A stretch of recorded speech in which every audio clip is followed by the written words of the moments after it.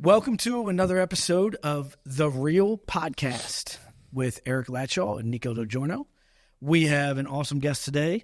His name is Brandon Knoess. I've known him for quite a few years in the real estate world, and over that time, we've had a lot of conversations about real estate, and his son's wrestling this year. As you guys know, I coach wrestling, so it's been fun catching up about that. But Brandon, give us a little insight about yourself, and let's jump into it. Yeah, man. Appreciate you guys having me on. Absolutely. Yeah, I mean, like you said, we've known each other for a little bit now. Pretty much mostly real estate related. For sure. Obviously picked your brain a little bit about wrestling because you're a lot more experienced in that sense than I am. And your kids are just a couple years older than mine. So I can kind of dive into your knowledge on that side as well. So, but yeah, man, just excited to be on the podcast, hang out and chat with you guys. Nice. So we'll jump right into what we all do for a living, since I know you through this. But, Yeah. Just give us a little insight to what you're doing right now and business-wise in the real estate world, how you got to this position, and from past to future, whatever you want to throw out there. Yeah. Like, how's real estate affecting your life right now and before? Yeah, real estate's good, man. I mean, it's, real estate for me was always a means to an end. Like, I always start with the end in mind of, I didn't start this way when I was younger, but since have kind of evolved to, what do I want my life to look like as I get older? Like, I'm not going to be the 9-to-5 guy that works 60 hours a week and retires at 67 and enjoy the last few years of my life. So real estate for me was always the escape from that of, okay, I can use this to eventually get out of the 9-to-5. And for me, it started with just doing fix and flips. How did that work for you? Get out. I feel like it went from 9-to-5 to 9-to-9. Yeah, it's exactly it. A lot Wanted of people to get think rid of that my 9-to-5 so Yeah. I could work 24/7. That's exactly it. Yeah. It's funny though, because you guys know how it is. It doesn't feel like work when you're doing something you enjoy every day. Like I etch out like a good 3 to 4 hours every day. That's like really like true family time. The kids' practices, dinner, like that kind of stuff.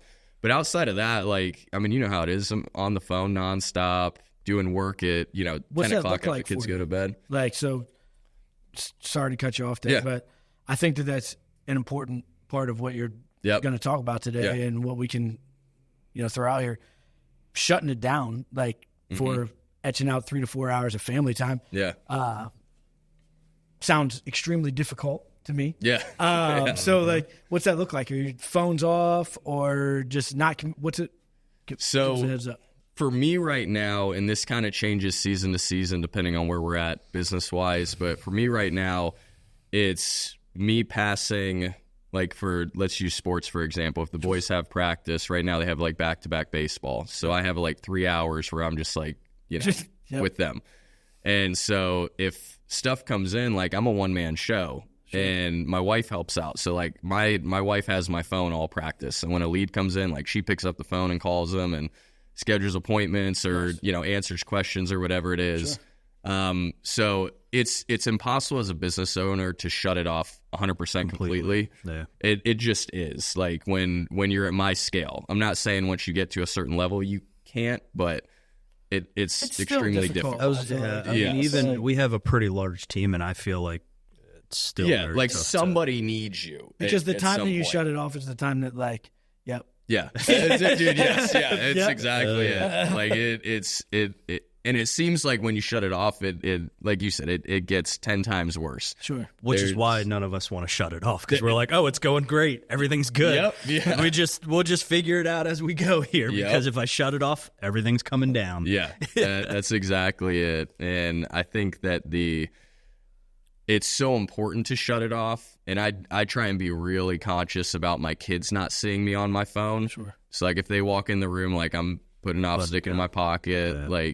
If I have to take a phone call, I walk into my office and take the phone call. Right. And they know when daddy's in his office, it's work time. Yeah. So they have an understanding of that. But I think them just visually not seeing you on it as much is a big deal. So I've been trying to work on that part for sure. Yeah. And I think that is, so I don't disagree with you. I think I've probably failed at that a lot of times. Mm-hmm. But I also feel like there's part of me that wants them to know like the lifestyle that you have. Yep. And the things that you ask for in that $400 bat that you need to have each season. Yep. And like these little things that, in my opinion, my kids take for granted. Yeah. I think I feel like sometimes when they don't see me doing something, they just think it's like, okay. It just happens. Just happens. Yes. Yeah. And so I totally agree. I think that like with that intentional time, it's really important to be able to say, okay, like this is my time with my kids. Right. And I'm focused here. But at the same time, I sometimes want them to see that like, yeah. And I it's think not easy. For you, it's a little different because yours are a little older and Yes. And responsible. and but also understanding. Like They can rationalize it a little bit right, more. they yeah. understand Yeah. it. Like I think yours are pretty young. Mine's super young. Yeah, I mean, yeah. but like even now, same thing for me. Like just to kind of chime in a little bit there is like, you know, my daughter's going to be 1 this week, and when she crawls in or comes into the like, if I'm on the phone, same thing. I put it down. Like even today, my wife called me and was like, "Yeah, you left," and Aviana crawled over to my office, and I've glass doors. Yeah, and she walked in or like banged on the glass, and my wife opened the door and she said, "Hi, Dada." But like she knew that like that's where I would go, which is super cool. But like now is the time. With you, I feel like I said, I think for you it's a little bit different. Yeah, just I because, definitely, also because what I ask out of them, as well. Like if it's so frustrating, like to be like, hey, go scoop the poop, and they like want to complain about it, and I'm like, dude, I just spent $180 on like random baseball shit. Yeah. Like, what do you mean you're not going to go scoop the poop? Yep. Like, Yeah. That's or it was last night where I was sitting down with my kids. It was like 9:30, and they wanted to play. So I got him the MLB, whatever, 2K24, because he's been distinguished honor roll for the last 3 marking periods. And it was like, just got it. We were sitting down. We were playing our first game, and the dog was barking, and he like went and let the dog out. And I was playing with Leo at the time, and he was playing next.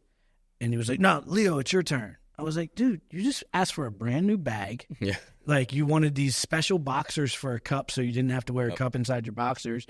And you needed an elbow pad because you got hit in the arm at the tournament this past weekend for batting. Like, go walk up the 4 stairs and let the damn dog in.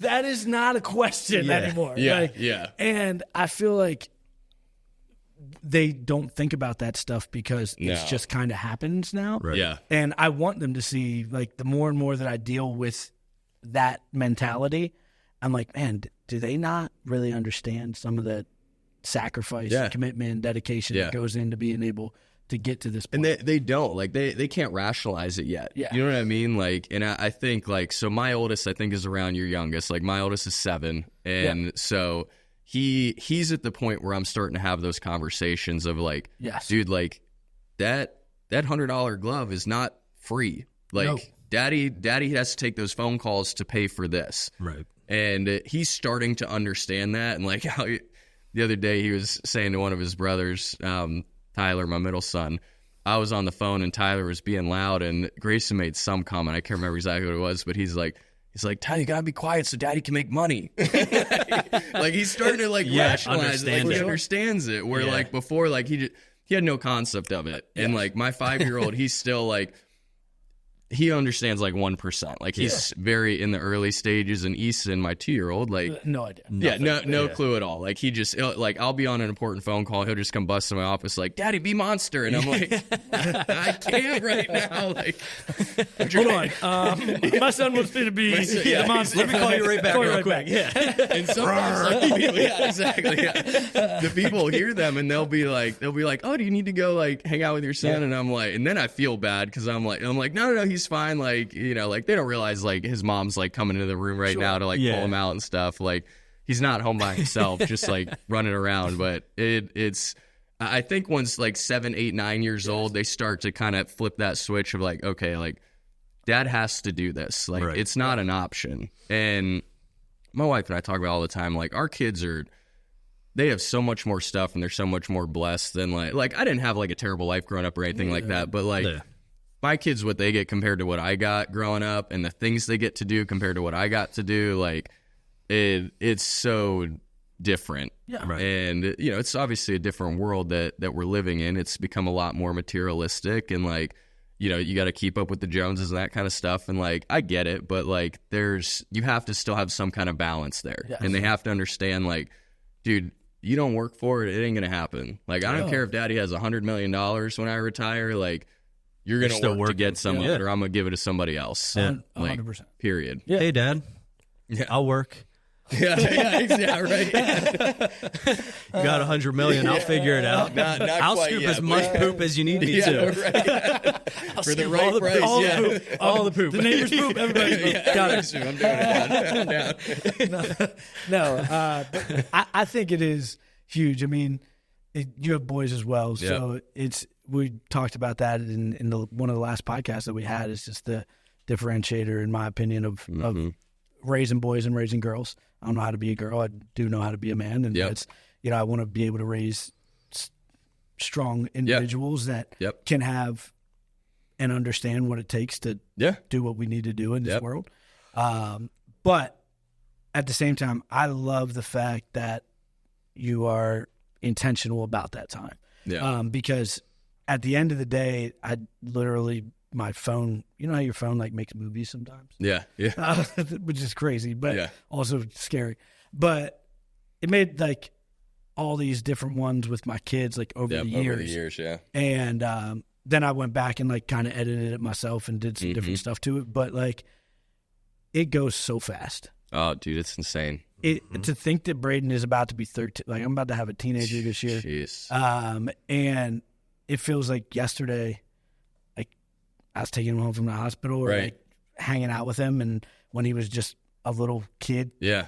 Yep. And as I walked through that, like I was like, man, like I've missed a lot. Yeah. Already. You know what I mean? And, so the time that about being intentional, I think, is something that no matter the dollars and cents that we ever make in this life, like those are the things. Yeah, I mean, dude, when you really boil it down, like, what are you going out and making the money for? Right. You know what I mean? Like, we all do this so that we can make money, but like, what are you making the money for? Sure. It's so that you can have freedom of time, you can make your own choices, you can do what you want. Yeah. And so that's what I base everything off of. Like, every decision that I make is this going to allow me to have more freedom of time, make freer choices, and is it going to better my relationship with my family, with God? Like, and if it's not checking those boxes, then like it's a no. Yeah. Like it is what it is. Get it? 100%. And so with that, like, I sorry to cut you off when we started talking there, but obviously real estate has been a means to an end from what you're saying. Like that's where you're driving a bus and real estate's the bus. And making stops along the way. What do you find you're most interested in this game right now? Mm-hmm. Like, what is driving you for future wealth? Yep. And where's your focus at? Yeah. So real estate's really simple in my mind as far as like, so the end goal has always been to have a large rental portfolio. Sure. And, have it diversified, whatever, storage units, mobile home parks, regular residential, commercial, that kind of stuff. But in order to get there, like, you don't just go in and start buying, 15 apartment complexes. Right. So it's the wholesaling and fix and flip, novations, that kind of stuff. That's all a means to an end for me. So that all is what goes towards buying those rental properties that's going to create that, legacy for my family down the road, hopefully. So right now the focus is on wholesaling and fix and flips, and then I buy rentals as much as I can as they come available. But I know that if I take my eye off the ball with wholesaling and fix and flips, that the rentals is going to stop. Sure. Right. You have to, like, I love creative finance and stuff, but you can only do so many creative deals, and you're going to miss out on a lot if you don't have liquid cash to go in and buy rentals. Is that a lot of, and we've talked about that before, but I'd say around here from people that I talk to, you're probably one of the more well-versed individuals in the creative finance world, putting together quite a few different deals that I don't think that some people, well, I mean, a lot of people have no business doing any deals, but No arguments there. but at the same time, out of the people that understand it, are professional, and I would say that you do a lot of different things that are outside of the box, which is awesome at finding solutions and things like that. Yeah. Is that a big part of your business right now? It definitely is. I mean, last year I bought a lot of rentals on creative finance. I think so. It goes back to like the analogy of like how many tools you have in your toolbox, right? Like people that just wholesale, like they have a hammer. He's got and they zero. No, guy has no tools at all. Tools in my house, nothing. But like if you don't have those available to you, like I don't go into every deal like, oh, how can I make a creative finance deal work? It's just sometimes that's the best way to make it work, or sometimes it's the only way to make it work. Right. So I just keep that tool in the toolbox, and when it's right and it makes sense, I use it. And I mean that's what I love about creative finance is like you can do anything you want. There's no rules with it. Sure. Right? Like I'm not working with sometimes with creative finance you still work with a bank, but a lot of times you don't. Like I have stuff that I did, like a 40-year mortgage on. Like I don't have to do a 15, 20, 30-year mortgage. Like, do whatever you want. I can do 40 if it makes the cash flow right. Yeah. So there's no rules to it, which is what I like. And, you can really, I always describe it as just, it's pulling levers, right? Like, okay, you want to sell for this much. Like, if you want top dollar, then like, you got to give me a sweet interest rate on it.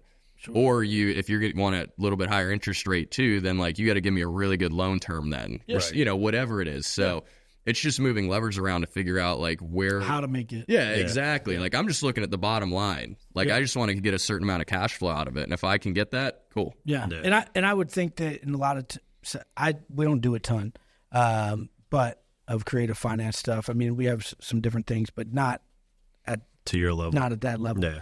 A lot of times because there's different individuals that are going out there, and the last thing I want to do is create some type of crazy nonsense without having that conversation. Yeah. But I feel like creative finance, a lot of times, like you were saying, like if somebody wants top dollar or, the loan terms, interest rate, like there's a lot of things you can do in this business with creative finance that you really can't do with liquidity.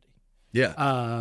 And make it a true win-win. Right. On both sides where it might not be great for either person, but it's a very fair deal for both. Right. people. Yeah. And a lot of these people, they love the cash flow. And so they want to keep that going. Right. And they like, obviously, like you can go sell it and, whatever it is, you sell your asset for $500,000 and you can go stick that in whatever it is, a CD, the stock market, and, pull cash out of it. But they like the idea of their investment still backed by that hard asset. Yes. That they already know, they love the property, like they've owned it for, a lot of times 20, 30 years, whatever it is.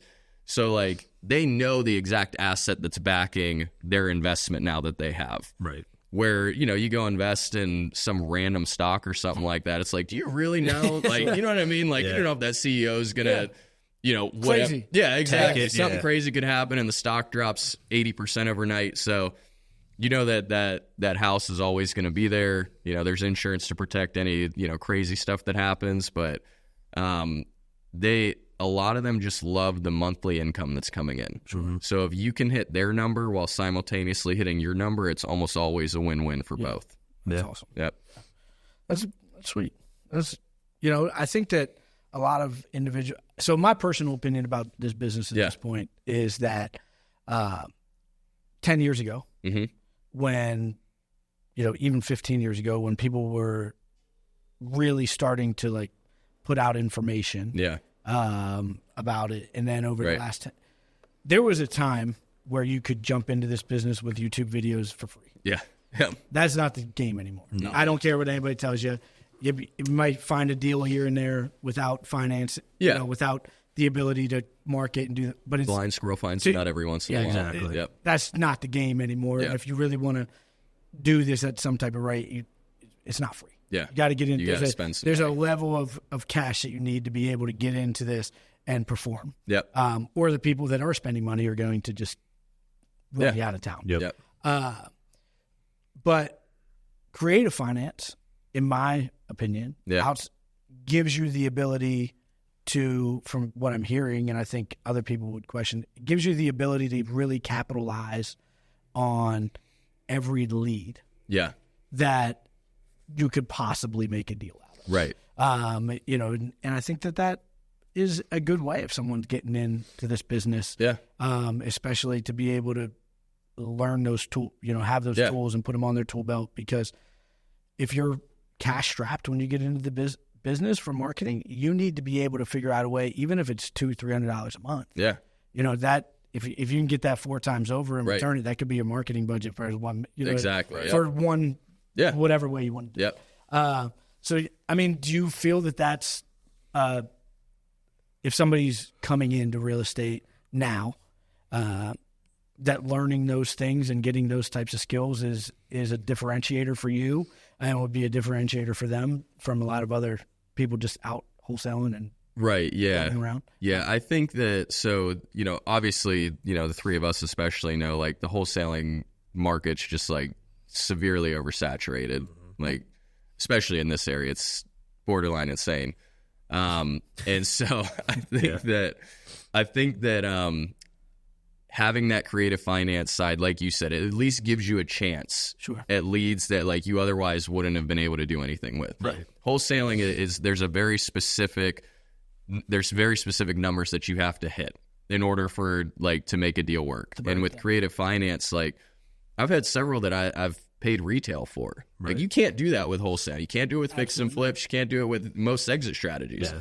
But with creative finance, it lets you utilize those. So, and you can even get real, specific if you want to, of, like, if you want to narrow in and just target 100% equity properties, every single one of those is at least an option for creative finance. Right. Yeah. So, I think it's a good thing.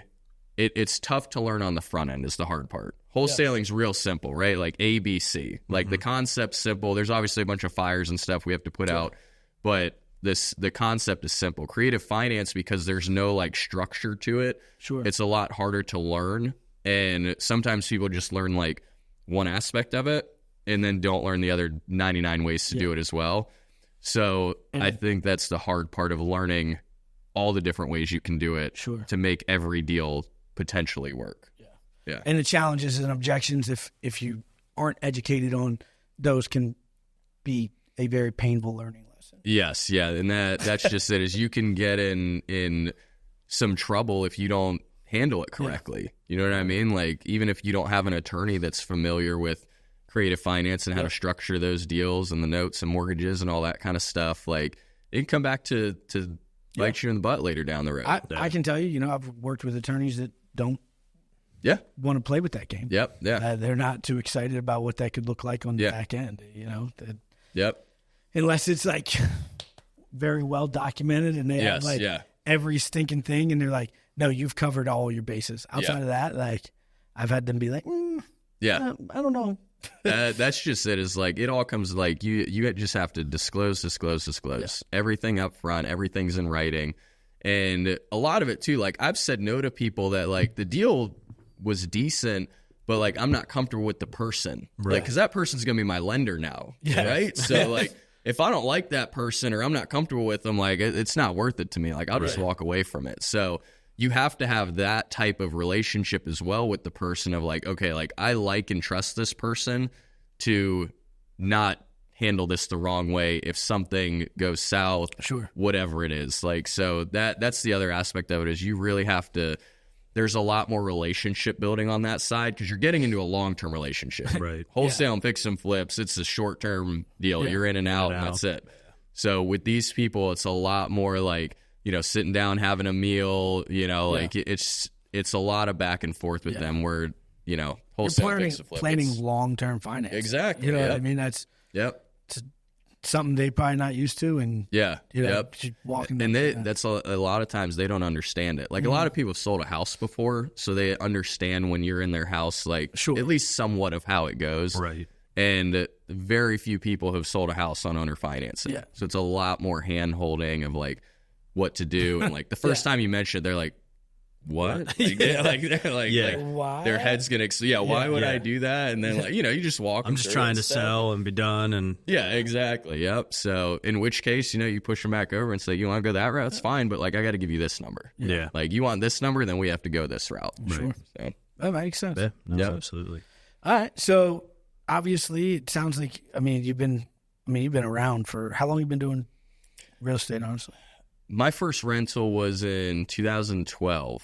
Okay. So 12-ish years a little now. over a decade. Something like that. Yeah. Mm-hmm. Yep. So, and I didn't jump right into it. It was, I was working a 9 to 5 selling, exterior remodeling products and that kind of stuff. And started, I think I did like 10 fix and flips before I left the 9 to 5 and was like, all right, this is what I'm doing. Yeah. Were you doing the work yourself, or do you have? No, you don't want me swinging a hammer to do this. That's not. He also doesn't have to. Yes, dude. If you would have asked me to change a light bulb when we first got married, I was like, I've never done this before. Guys, I'll figure it out. Can't be that hard, right? Yeah, right. I don't know. I literally have 3 fire alarm fire things in my house that still just have I pulled the D battery out, and I'm like, you know what? Yeah. So I just sold the stuff. Sales has always been something I enjoyed. It's fun. Yeah. And I think I'm half decent at it. Sure. So it was just all right, as long as I can learn the product, then I can go sell. So I sold cars for a year and did that. Hated the hours and it was just miserable, and then eventually got into the selling the exterior remodeling stuff, and honestly enjoyed that. It was fun, going out to houses and selling windows, gutters, doors, whatever it is, and it's a pretty easy sale. I mean, people are calling you hey, I need this stuff. Yeah, exactly. They the they upcharges are where you're making money on that. Unfortunately and unfortunately, but yeah, so I did that stuff, and the guy that I was working with at the time is who I partnered with on my first fix and flip, and for the first 8 to 10 deals. Oh wow! So then we pretty much stayed partnered up until I moved up to PA, and then just started doing the same thing, doing fix and flips, and got into wholesaling and that kind of stuff. So. And you said your wife is answering the phones now for you when you're doing baseball and stuff like that. Is that a taught thing, or is that just being around you for that long and hearing you on the phone? What's that? That's a good question. Yeah. So it's crazy because the first time she did it, I was so impressed by it. That's awesome. Yeah. Wow, I don't have to answer the phones anymore. Yeah. I was just blown away. I'm like, wow, how'd you know what to say? She's like, I've heard you say this 1,000 times. I think I got the gist of it. I'm like, all right, fair enough. Yeah. But yeah, she just right now, I guarantee you, if I had a lead come in, she would text me and be like, do you want me to take it? And if I don't respond in 5 minutes, she'll pick up the phone and call. That's pretty cool. So that's awesome. Dude, it's a life hack having a spouse that is that aligned with you and just understands okay, I'm she understands her livelihood is affected by it as well. Sure. So, it's affecting, her kids are my kids. It's all in the family. Yeah. So, and having a partner that's a helpmate on both sides yes. is kind of the whole reason why we do that thing. Yeah. We do it. Yep. It's huge. So I don't know. Sorry, I hope she doesn't watch this. I would not trust my wife answering the phone. Absolutely not. Nope. I mean, has she heard you do it? Yeah, a million times. I mean, I feel like you're underestimating. Yeah, I think so too. I think she would do well. I think she would be fine. But I also don't know if I would want to give that a try. Yeah, that's what I'm going to do. He probably didn't. I'm going to have the phone one day. And was hey. This is Hello. And she texted me. She's like, "What do I say?" I was like, "You know what to say." Anything. And I was like, "Just have a conversation with him." And she did. I literally the first call she took, I ended up buying that house. That's awesome. Wholesaled it for $30,000. And it was clutch. All right, you're good.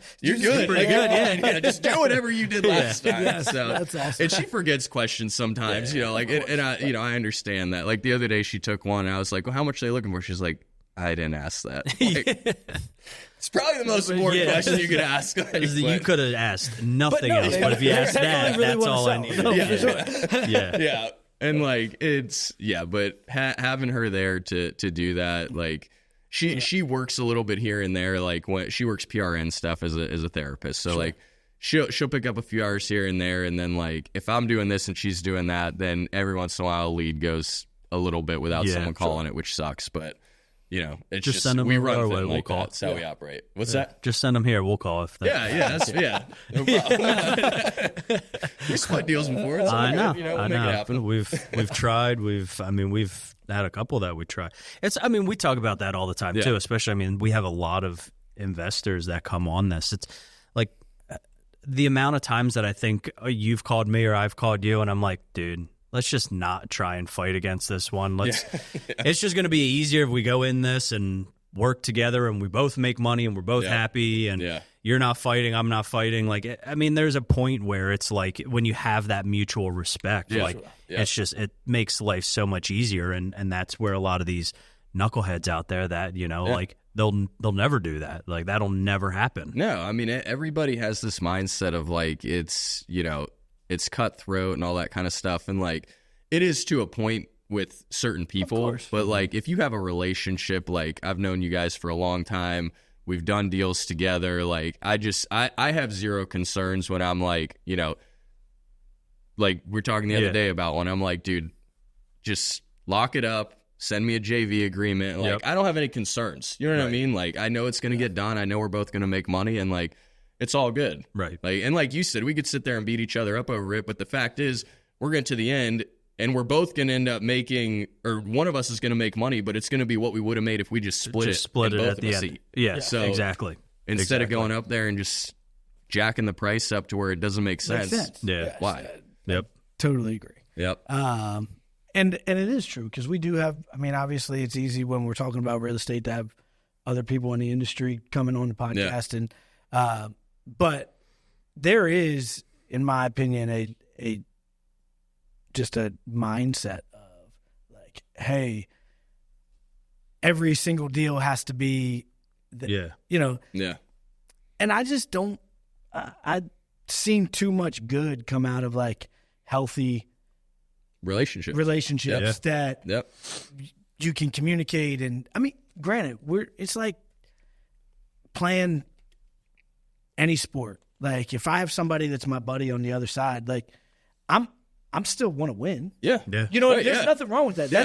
That's a good competitive instinct of how you're out and moving along in life. But at the same time, like if you watch good athletes or anybody compete against each other one-on-one, like that are friends, they're talking as much crap as they're having laughs. Yeah. You know what I mean? Exactly. Like, they are there to give 100%, but like they get better from being, and then on top of that, on the business side, being able to just be like a individual that operates with, honesty and integrity, and within those relationships, the ability to get things done in what is already a difficult, sometimes misunderstood industry. Yeah.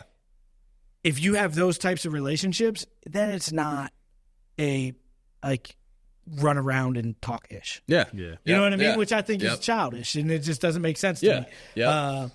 Because you're like, all right, like that number doesn't work for us, but that person, I'm telling you, you'll be fine. They're going to get the thing done. Yep. And I've worked with them a bunch of times, and you don't have to go like throw people in the mud. And that's exactly it. I've had that conversation many times with different people, stuff that, you've gotten from me and vice versa. And, I know we've both said the same thing about each other is like, oh, okay, you sign with Nico, like you'll be fine. Yeah. Like, and I always say the same thing. I'm like, there's other companies like I would have told you to be a little bit cautious with, like that, I'll call you in 30 days and see if it actually happens or not. But with them, like I know it's going to get done. Yeah, right. Exactly. I'll just waiting for your call. Don't worry about it. Yeah.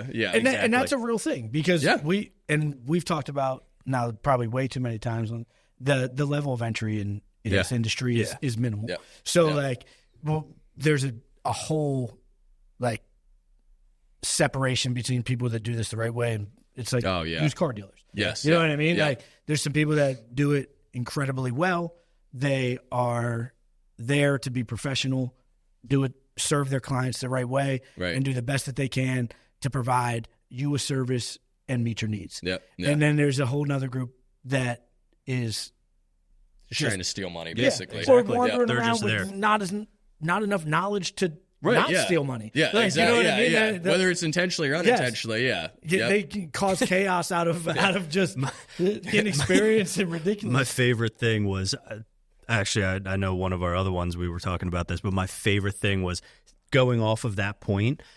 My wife and I went to go look at buying a car for her, right? And this guy, he's trying to sell us on everything, right? Oh, we'll take a test drive, we'll do this thing. You know, if you back up, but you don't put the brake on and it senses something, it'll stop. This dude's like, watch, backs up, doesn't do what it's supposed to. He's like, I don't know.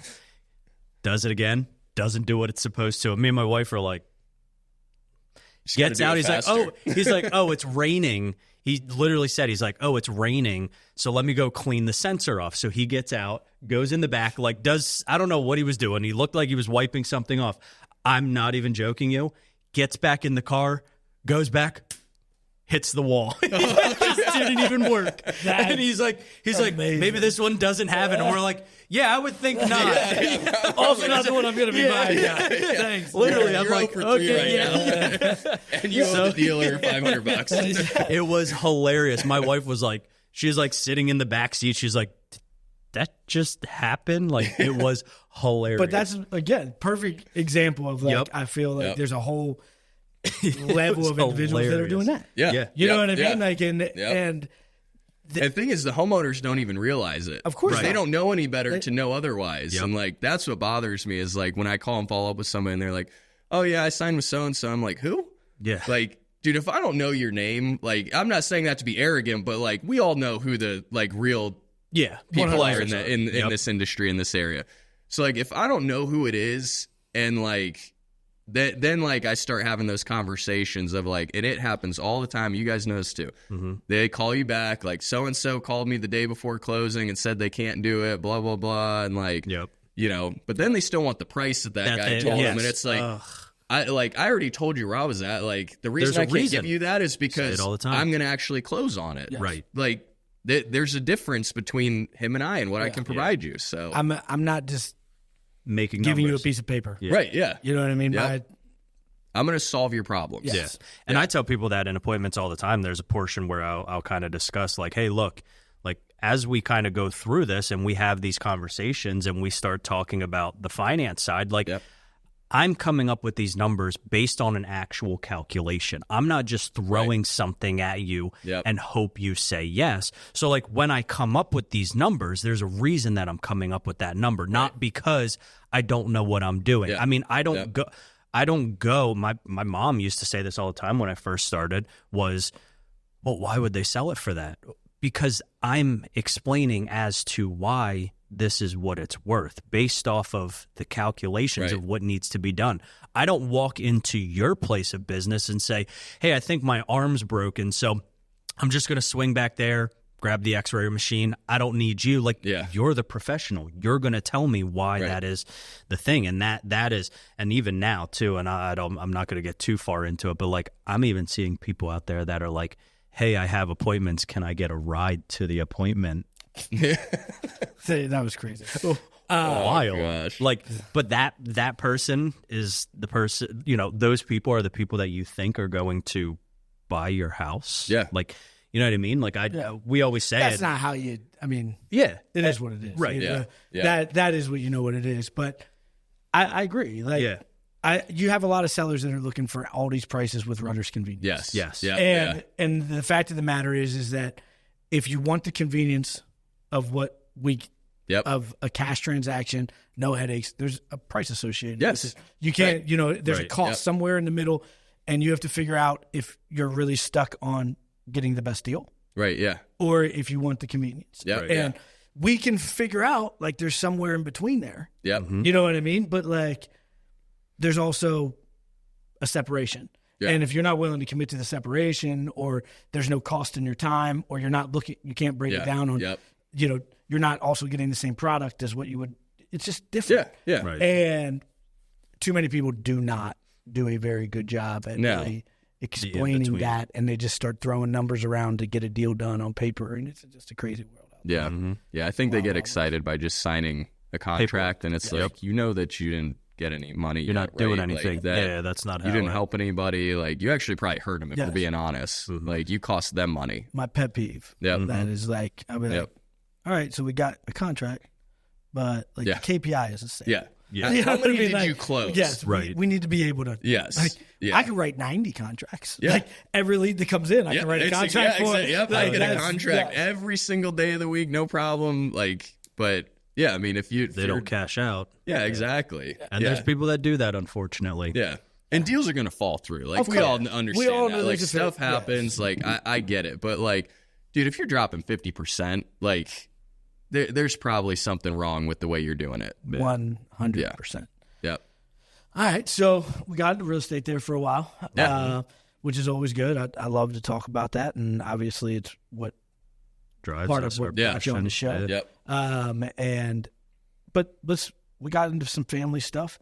Let's talk about, like, what are you working for? I know you said that, like, I mean, Nico's expensive stuff. The expensive shit is his Lamborghinis and cars. And, you know, I like to do vacations and travel and do some different stuff like that. I think everybody kind of has a little vice. Yes. The reason they do it. Not always a bad vice. For sure, a thing that they spend some money on and they see the value in it. So what's that look like for you? Golf. Definitely golf. Nice. No, I mean, golf is an unhealthy addiction for me at this point. So it really got bad over the last couple years. Are we about to get smoked? But no, I don't think he's that good. No, I think he's one of those guys. What's your handicap? At the end of last season, I haven't swung my clubs since October, but it was an 11. Okay, yeah, 11, 12. I'm like a 9, like somewhere around there. I think it'll be competitive then. Yeah, it'll be fun. Many times you've been out already this year, though? A lot. No shit. Yeah, I have a simulator in my garage.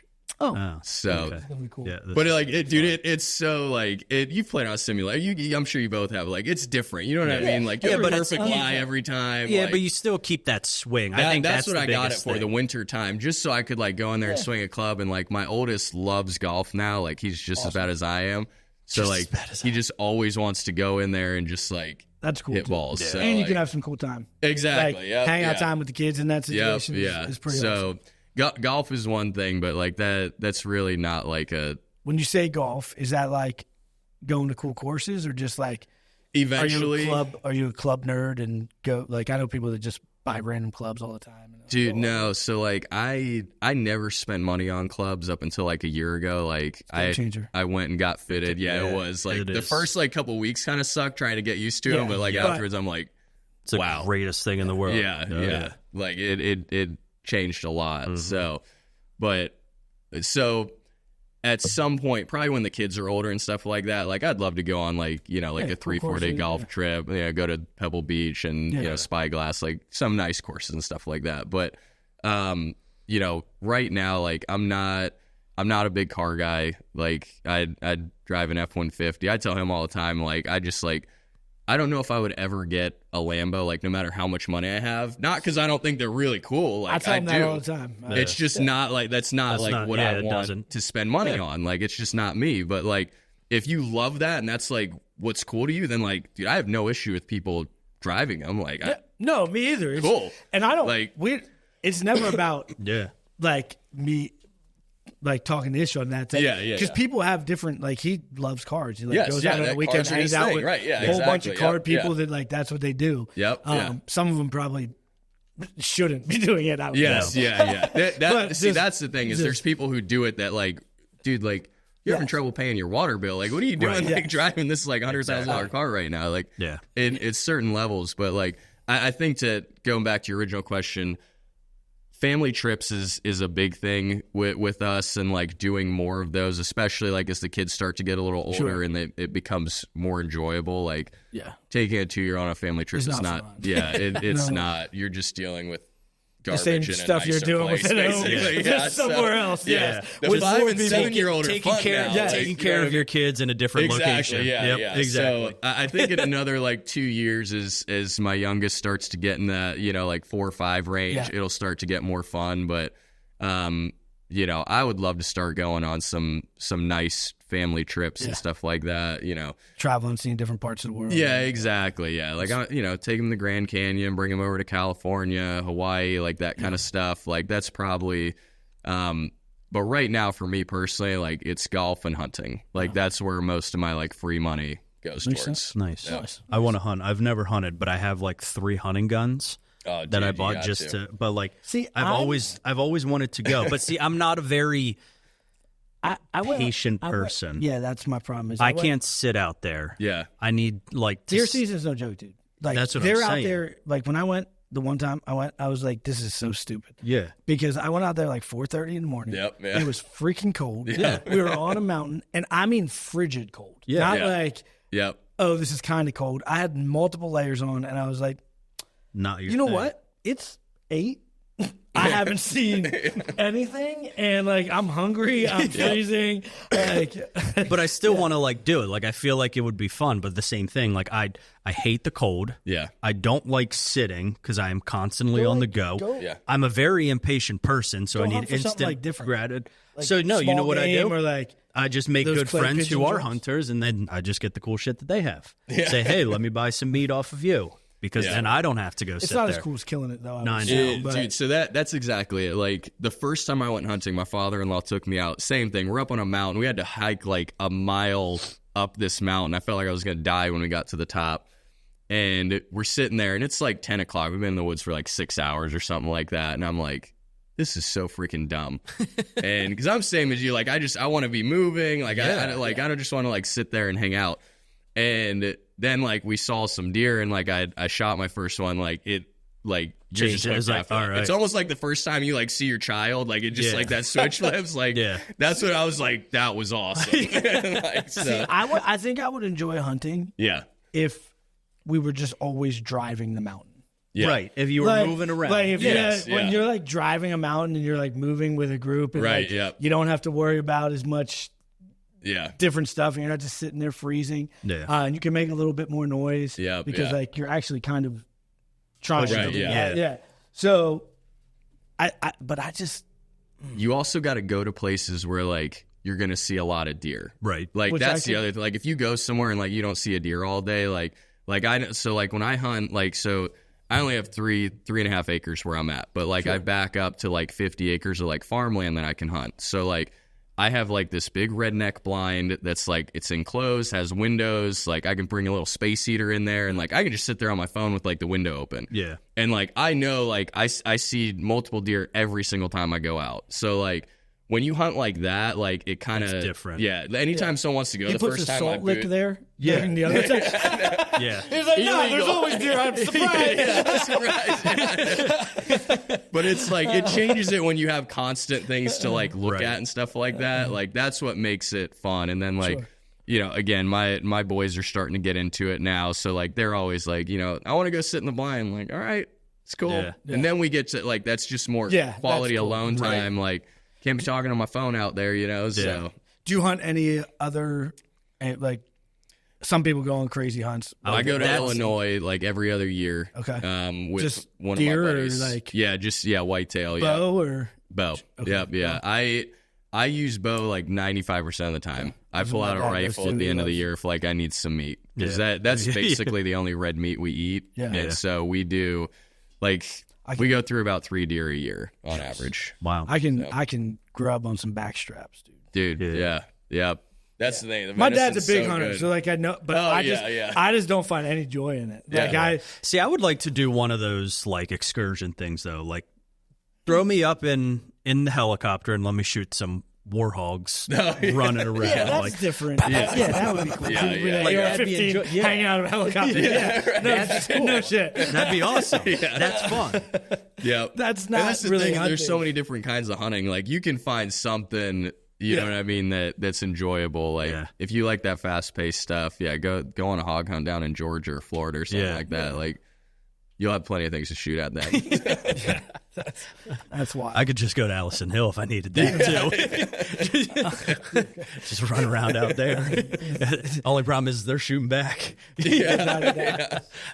All right, so golf, hunting, those are like fun hobbies. I think that and I think that's also important. Like just throw out there is that I think sometimes we get so caught up in like what we do and it fills up so much amount of our time that you've now spoken twice about things that you're intentional about. Family time and also hobbies. Where you can just be like, and sometimes during those hobbies, I bet you have plenty of time to think about business. Oh yeah, you know what I mean, or talk about business. And on the golf course, you get to meet people all the time. Dude, I've met several people that are lenders, like banking relationships, like all kinds of people. Yeah, exactly. Everything. It's I love playing poker. I just met a guy literally 2 days ago at the course that's a professional poker player. I just sat there and picked his brain about poker the whole day. Like that's fun. There's always someone you can meet there to just like, it's a good networking thing. Yes. Yep. So, and golf costs money. It does. Most of the individuals that are playing at a high level, or as they get older, for a hobby, understand that it's an expensive hobby. Yep. Mm-hmm. And they're not in a position that they can't. Yeah. So with that, moving to the next thing that we talk about as well, aspirations. Like what's the goals? What's the next 5 years look like for you? If you could paint it. Yeah. Obviously we all have different things that occur, but if you were to paint it right now, what's it look like for you? I want to be basically retired in 5 years. Nice. And I shouldn't say like retired. Like I just want to have rental properties and just be focused on those. Right. I don't want to be having to go chase the next wholesale deal or fix and flip or whatever. And, have this constant marketing machine that I'm throwing money into, and like, we know the deals are going to come, but of course, just speaking for, the way my head works is like, you throw the money out hoping it's going to come back. Like, I don't want to have that constant, machine that I have to feed anymore. So 5 years is hopefully, I'm 35 now. By 40, I want to be basically, semi-retired, if you will, where I'm just focused on rental properties and that's it. My wife and I manage all our stuff ourselves right now. Nice.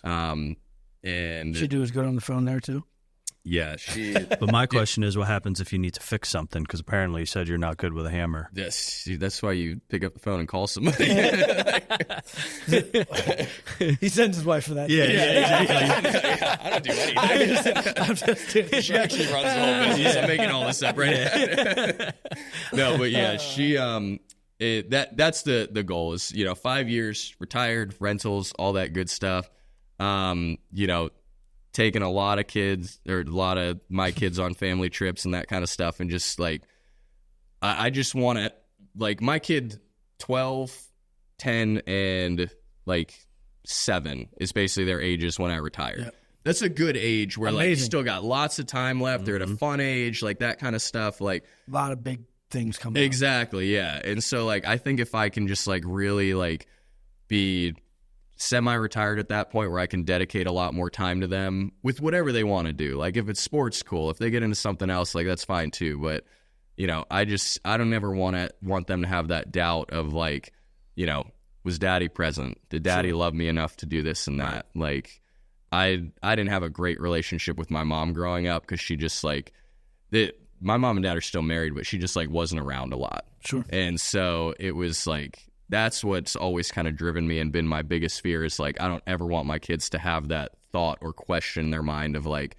does dad love me? Yeah. Does he care enough to show up? Like, I'm going to be over the top with that probably. Yeah. And that's okay. I think that like at the end of the day, those are the things like we said, like that stick. Yep. Don't get me wrong, they'll remember all the trips and cool stuff and time they get to spend with you, but that's why. Mm-hmm. It's not because you sent them across the world to do the trip themselves. It's because they got to spend time with dad and mom and enjoy it. And exactly. Time is something you never get back. Yeah. Mm-hmm. You know what I mean? It's the biggest asset in the world. At the end of the day, if you work 10 years instead of 5, but you created a lot more time in your life to spend it with them, I feel like who cares? Yeah. You know what I mean? Yeah. Like it is what it is. I can always get back at it and make money. Right. And that's exactly it. Is maybe when they go off to college and, I have a bunch of free time then. Yeah, get back into it. Think of some cool back at new it. idea. 60-year-old Brandon out there slinging houses. He's gonna be on the senior tour. Yep. I'm being cat. It works out for both of us. Wait, where do I fall into this? We can switch on weekends. Yeah, that's I want fine. all the majors. I want all the majors. That's fine. Oh no, the majors. Yeah. That's all right. No, but it's awesome to have those type of setup. And you know, how old are you? 35. 35. So 40 years old. Yep. Like that's the goal, and that's like. I feel like that's a lot of people that I talk to that, I mean, what are you, 36? 37? Like, I feel that's always been by 40 to be able, like, most people that I know in this. Mine's 45, but I think that just kind of. You're just old. Yeah, and also I just feel like I gave so much to HHS at some points, like while I was sacrificing to bring and build a team. Yeah. Right. That, like, part of that was making sure everybody else was good. Right. And then there's a refocus on, you know, how to make me good. Right. Yeah. You know, like obviously the goal is to turn that into something that I don't need to be steadily involved in and is still giving me a salary, is still doing those types of things. But then to take that stuff and turn it into, where most of the time I was putting it back in so we could get bigger and do more deals. Right, bring more people on and create what honestly is more overhead. But but honestly, like, you can't do that and have a business that you could walk away from without the right people. Right. With it, like, because otherwise you're the one doing the stuff. Yeah. And I know it, and I know what that's like too. So it's like there's a give and take on both sides of it. One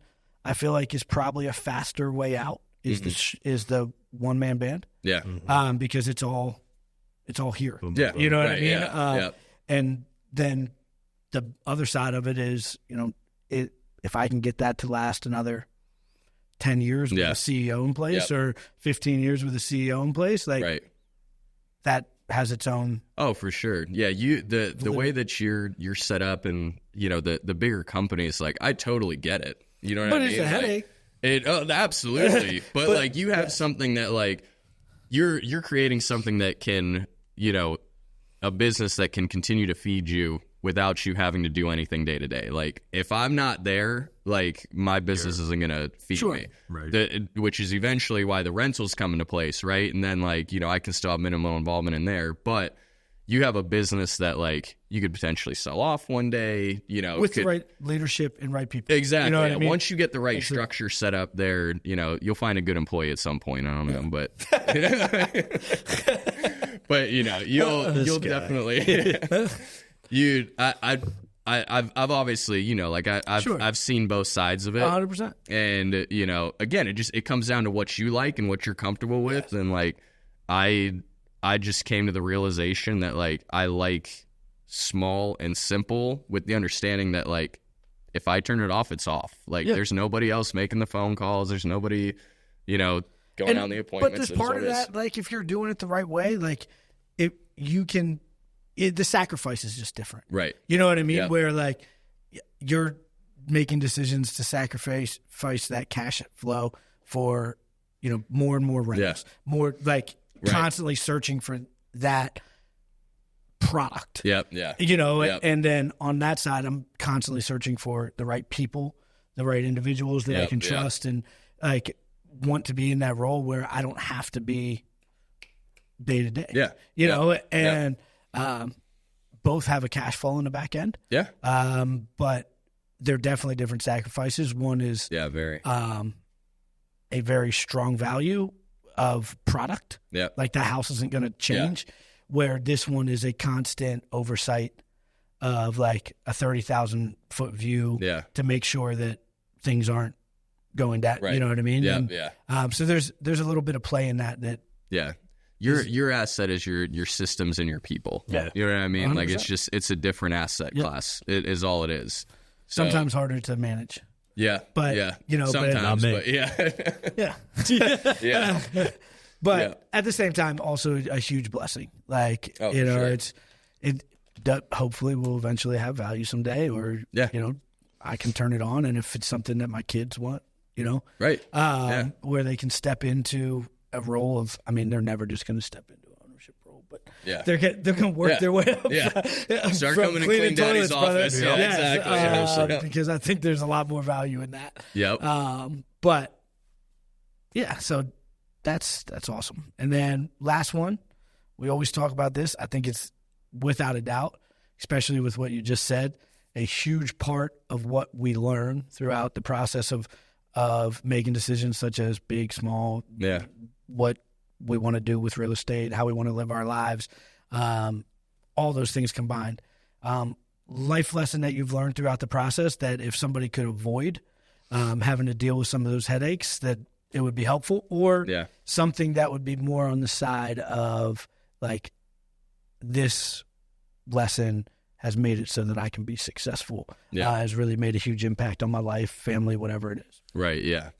Yeah. I think that the big one for me is just being like really brutally honest with yourself. I think that especially with social media, it's easy to go on there and like everybody tells you, you know, what to do and how to do it, and like, you know, like what you need and don't need and all this kind of stuff. And it's like, and I fell into that trap and I still fall into it sometimes. And, 100%. you know, like it happens. But when I see something that like I truly know, like, okay, like that's what makes me happy, like, then I think you just have to be honest with yourself and like, I don't really care if everybody else is saying that this is what makes them happy. That's not what makes me happy. Sure. Right. So like, I'm going to go this direction, do this. And, you know, you have people that you want to please, and sometimes it's family members, sometimes it's close friends and that kind of stuff. And unfortunately, like sometimes you just have to cut those people or those relationships off because they're taking you in the direction you don't actually want to go. And like everybody can conform for a little bit to like go that way, but like eventually like it's going to drive you crazy or stress you out beyond belief. So I think that if you can just be really brutally honest with yourself about what you really want out of life from the beginning, like before you get started in something, from the very beginning, know what you want as an end game, then that's going to be a game changer for how you start and ultimately how you end up finishing. Yeah.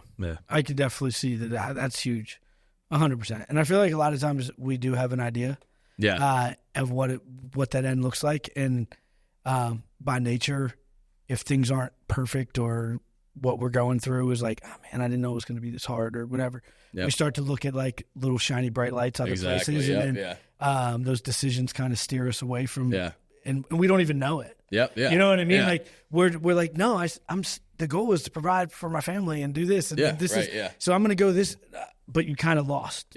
Like what that end goal looked like. You got to remember, social media is a highlight reel. Like 100%. That's what you have to like always keep in mind. I still constantly have to remind myself about that. It's a highlight reel, dude. And like, it is for me too. Like, I don't go on and just post losses all the time. Like, exactly. I've had plenty of them. Like, I've lost 30 grand on a deal before. It happens. Like, without a doubt. Like, do I go on and post about it every week? Like, no, because like, it's embarrassing. It's not fun. It's not cool. Like, but like, most of the stuff, 99% of the stuff you look at on social media is like the best thing that happened to that person that day. Without a doubt. Exactly. And the best they look.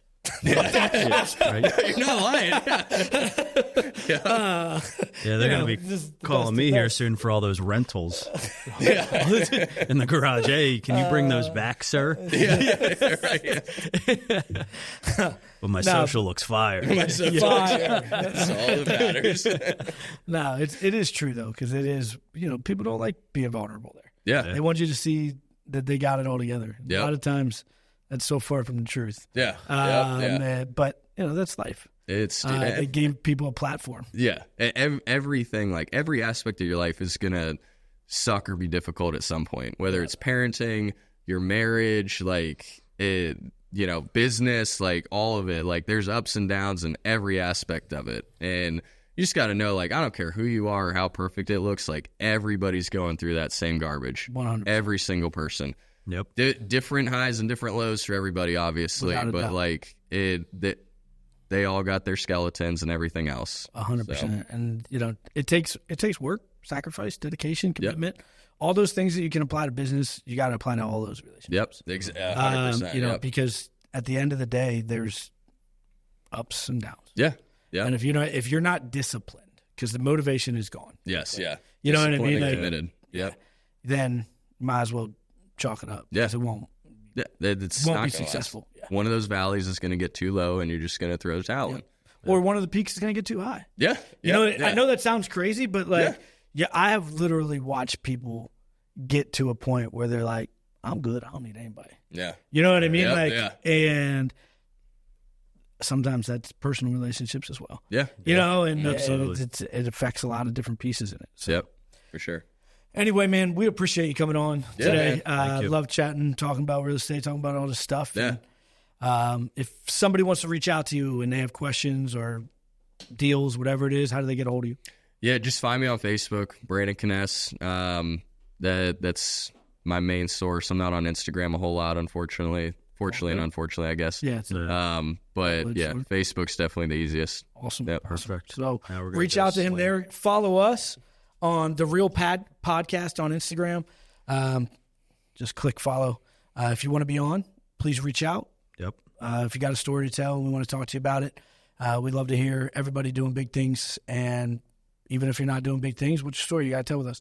We'll have a sit back here in the yard, chat it out.